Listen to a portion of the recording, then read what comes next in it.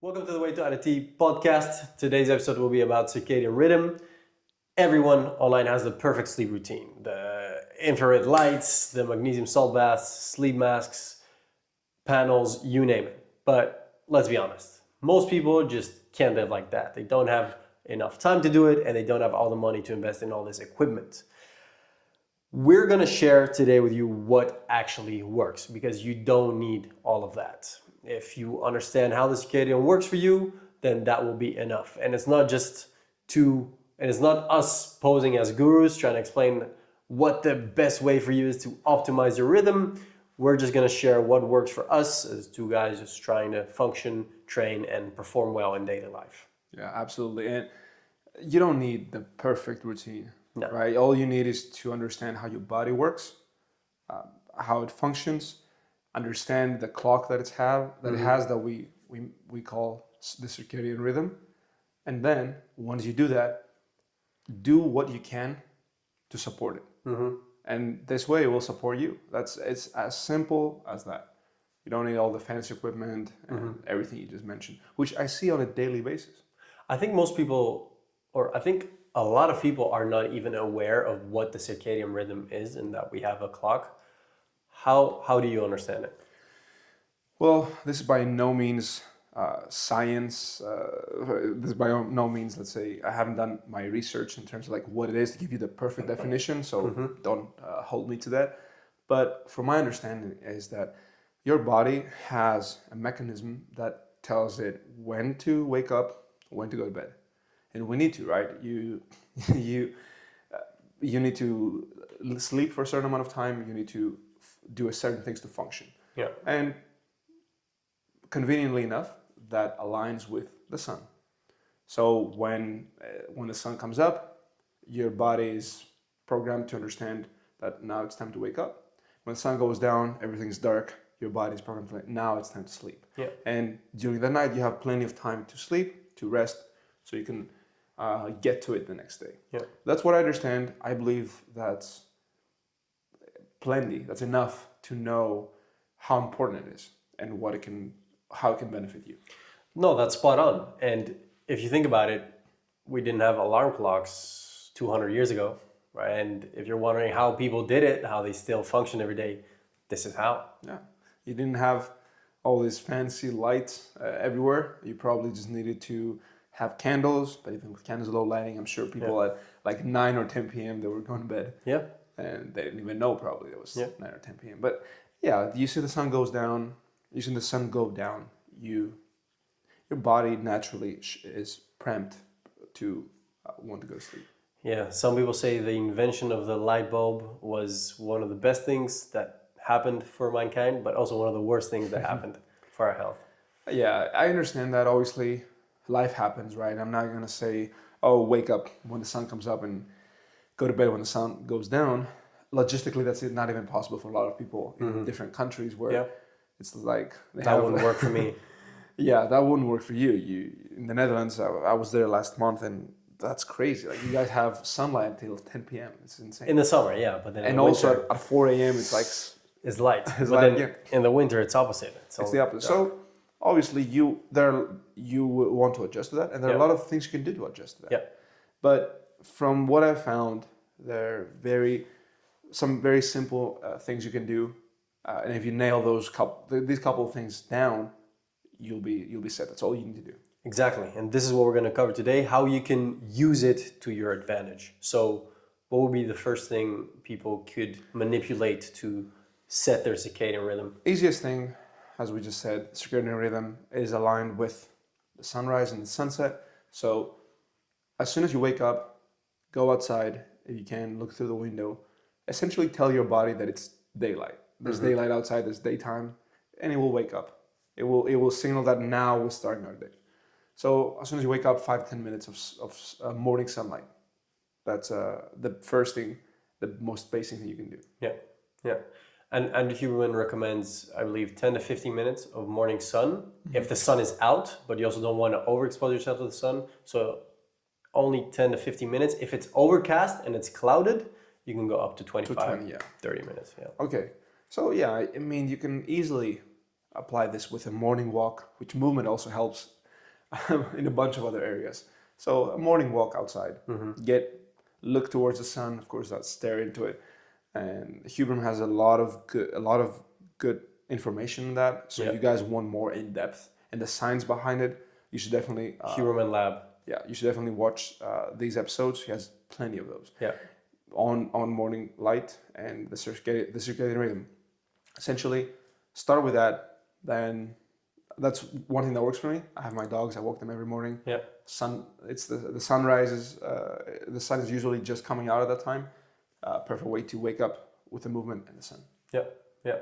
And for me, throughout the whole year, that's not possible because when I wake up there, it's still pitch black most of the year. It's 5 a.m., 5:30. It's dark. So I'm one of those people that just physically can't do that. But we are here to tell you that that's also fine. You don't need to get it down perfect. If it's not like that, there's plenty of other things that you can do, which we'll cover up next as well. Okay. You could always invest in a red light panel and look at some red light in the morning if you want, but I haven't taken it that far myself yet, personally. Perhaps red light, I will. Is it in the morning? Because I've seen influencers do red light at night. Both. Both, okay. Both.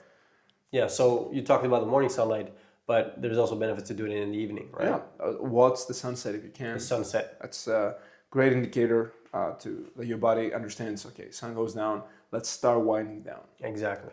There's special sensors in your eye, in the iris of your eye or in your eyelid, that can identify the angle of the sun when it's setting, and that's just programmed in naturally to tell your body, okay, it's gonna be night soon, it's time to wind down.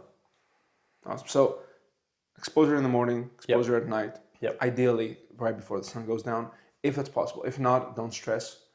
There are other things you can do, which I think you were the one who put me to this because I struggle with it a lot due to having different things I need to tend to. And one of the days I needed to go to bed later than others. And you were the first one to tell me that going to bed at the same time and waking up at the same time every day with a small, with a small buffer of time. Obviously, I'm not talking to the minute, but no, ideally, well, the Huberman will recommend max an hour and a half difference per day. But ideally, if you can, Monday to Friday, wake up at the same time, go to bed at the same time, and then in the weekend, you'll stay up a bit later naturally. Yeah, that's the other thing we can talk about later. How the weekend can mess up with this because both times, whether you sleep later or sleep in, both things can be harmful to the rhythm, to the circadian rhythm. Yeah. But so sunlight, viewing in the morning and at night, and consistent sleep schedule. Absolutely. This is the consistent sleep schedule is massively overlooked. And once we're talking about light as well, what's also important is to avoid blue light exposure in the evening, so before bed. And that is generally emitted from screens, so you can use some blue light glasses if you want, ideally completely avoid it. And what's also true is that the smaller the screen, the more blue light will be emitted. And so your phone is a lot worse than a laptop, which again is worse than a TV. And if it's further away, it's better for you. And what the blue light essentially does is it suppresses your melatonin production, which is the substance that you need to fall asleep and stay asleep. Okay, so another great tip for that is kind of to recap. You said avoid screens at night, which is something that we can all agree, and all the influencers say the same thing. But this part is true. Avoid screens as much as possible. If not, technology gives you a lot of options. You can have the glasses. You can have. I set my phone to the night shift mode, and I've put it to the most warm level you can get to. So the blue light is minimal that comes out, and that's a great way. I understand that when I'm looking at the phone, and it's late at night, and for some reason looking at it, if you have blue light on, it's so hard for me to look at it. Yeah, it's painful. Now you feel the difference, right? Yeah, but then at night shift is easy to I put it on the night shift and all brightness all the way down. Yeah. It's it's almost like paper. Of course it's not, but it's very acceptable. It doesn't disrupt your sleep as much. Yeah. And the last thing I want to say again, something I struggle with personally, is what also helps is consistency with the workouts. I know I struggle with it because still playing basketball, my games are usually later at night. Yeah. So I finish a game at like 11 p.m., which usually I'm in bed by that time. Now, 11 p.m. on those days, I sleep at like 1 or 2 because I need to wind down, the adrenaline's high. So working out at an odd hour for me really ruins my sleep. I don't know how you can, I cannot fix that because I need to play at that game, I need to do all that. But it's something that really messes up with your clock. The only thing you can do, ideally, is still try to wake up at the same time. Yeah. To mitigate the effects. The effects. Yeah, exactly. And if you can work out in the morning, if you don't have to have a game at night, then that's even better. Because the early morning workouts will help you feel tired earlier, and that's going to help you fall asleep earlier, and it's going to help you keep your rhythm. Yeah. Next to, while we're talking about sleep, next to consistent sleep schedule, of course, people like to say so many things about what you can do to optimize your sleep. But honestly, the consistent sleep schedule is the most or second most important next to the amount of sleep you get.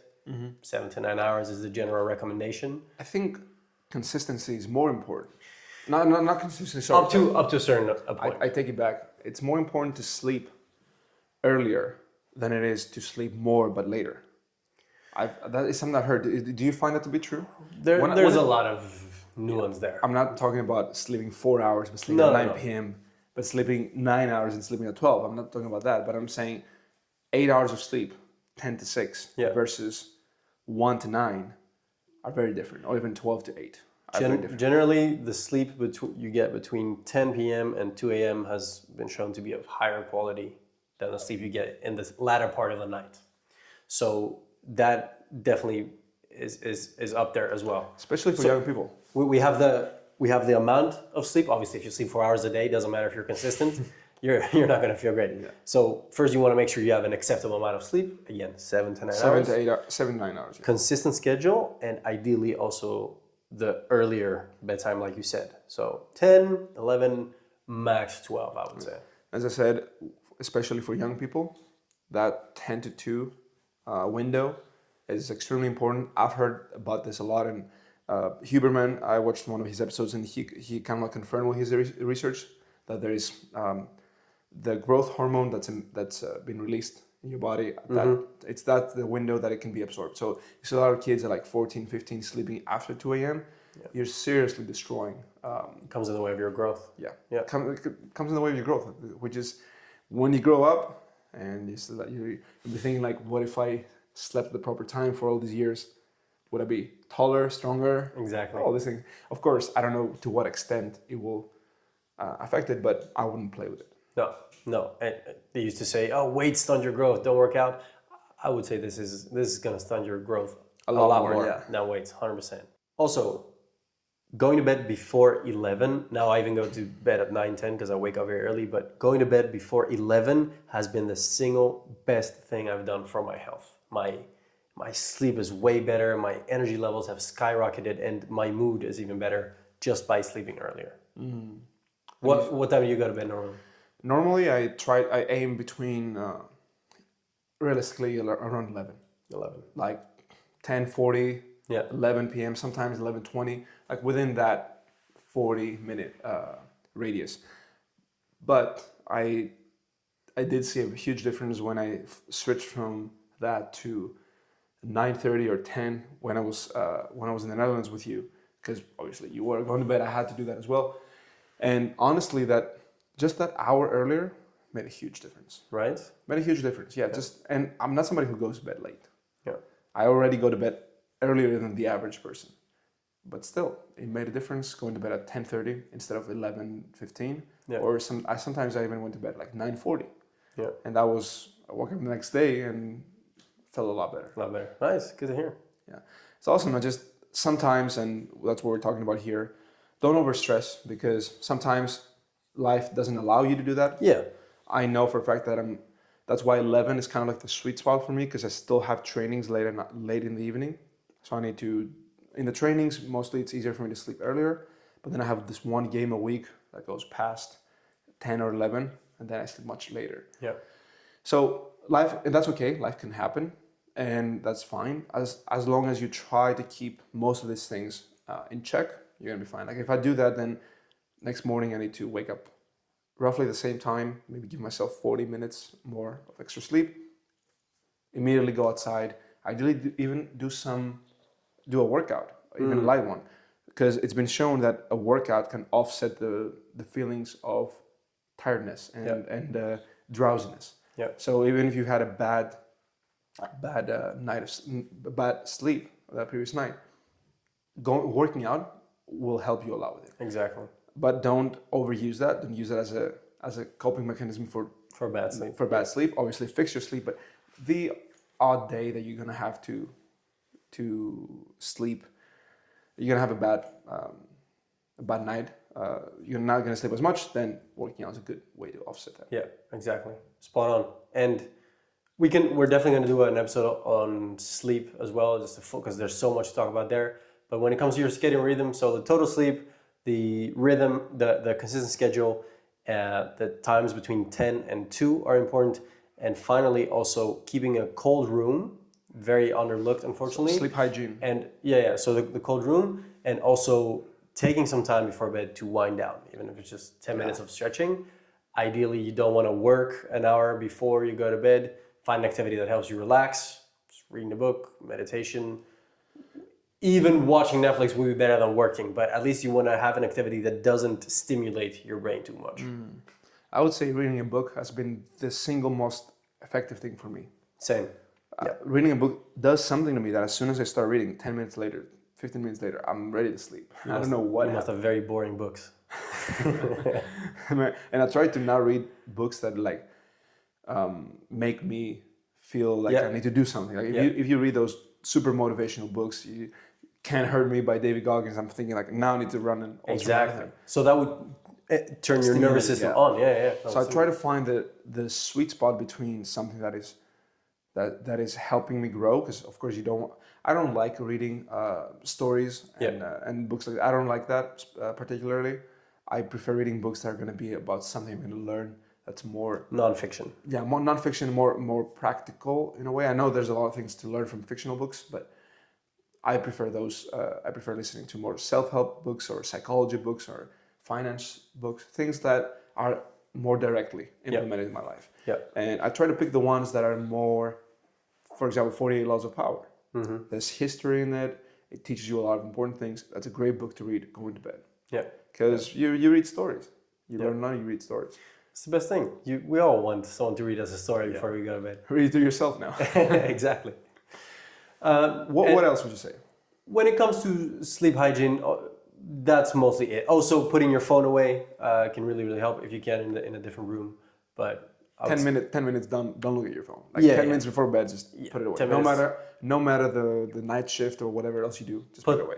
Put that phone out of reach. They've shown this in studies actually. Even if it's at an arm, even if you're not using it, but it's like close to you, it will still stay in the back of your mind, come in the way of your sleep, your focus. And so the best thing you can do is just put it far away from you, if you can, in a separate room. Awesome. And I would want to kind of wrap this up by saying, from everything that we said, I don't think there are too many things. It's more about building those habits than it is about thinking, I need to do this, and that. Because now I do most of those things, but I don't think about it. It just become part of how I operate. Yeah. At night and then in the morning. But I would say for the beginning, until you build that habit, pick 1 or 2 wins. Yeah. Don't try to do everything. Although we didn't say a lot of things, just pick 1 or 2 that you can implement right away. Yeah. Maybe that's being more consistent, or going to bed earlier, or waking up and going outside immediately, or looking at the window. Yeah. Pick something that you can implement. Start with that. Ideally, if you can do everything we just said, do all of it, but don't stress about. Don't try to do everything at the same time. Step by step. If it's not possible to, but some people might be able to do it. It usually doesn't turn out well if you try to change 20 things at once. That's true. If you don't do any of those things, and all of a sudden you try to implement those 5 things that we said, 4 things, If you try to implement them at the same time and you don't do any of them, yeah, it's going to be hard. I don't recommend that. Like you said, pick one or two. One or two, start with that. As soon as they become a part of who you are, of how you operate, then move on to the next two. Before you know it, within a couple of months, you have very solid routine at night and in the morning, and just you're getting the most out of your body and the energy that has so much potential, so much energy in there. Ever since I started doing all these things, my energy levels, I didn't think they could get better, and yet they did. Like I can do so much in my day. It's crazy. And I unfortunately run into a lot of people that are just dragging themselves along throughout the day, at least most of those days. And I asked them, and yeah, they sleep like 4 or 5 hours. They as soon as they wake up like 10 minutes before they have to run to work. Like if you do those things, your cortisol levels are gonna be through the roof. Yeah, it's gonna be impossible to get the most out of your body. You're underperforming. Yeah, and it's a shame. Yeah, and to add to what we covered, so there's a few inputs. We covered sleep hygiene, how important sleep is. We covered light, which is one of the main inputs, so morning sunlight, evening sunlight. And then there's also the workouts we mentioned, which is movement. Then you also have food, which we didn't talk about. So that's true. When you eat also helps you set your rhythm. If you eat late at night, you'll notice if you eat before bed, your sleep will be impacted, even if you don't really feel like it. Yeah. You probably won't wake up as refreshed the next day. And actually eating in the morning can help you set your rhythm even better. And also caffeine. Caffeine in the morning can help. I'm no expert at that. I don't drink coffee, so that's you. You did just have your first coffee, so that's a win. But caffeine in the morning will help, but you really don't want to be drinking it too much after 2 p.m.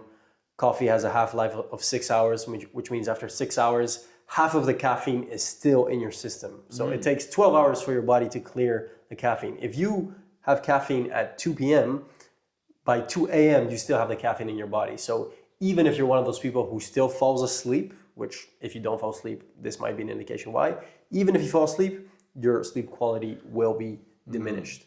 And the second best thing I did for my sleep, and I think you as well, is getting this device right here. Yeah. Because this has allowed us to see exactly how all the inputs, how all these things we mentioned actually have an effect on our sleep. We're talking about Whoop, by the way, for anybody who's not watching. Yeah, if you don't know what it is, it shows you every night exactly how much deep sleep you got, light sleep, REM sleep, and this is the best way for you to really optimize your sleep and see what works for you specifically. It's a very advanced overall fitness tracker. Like if you're serious about your health, it's a very good device.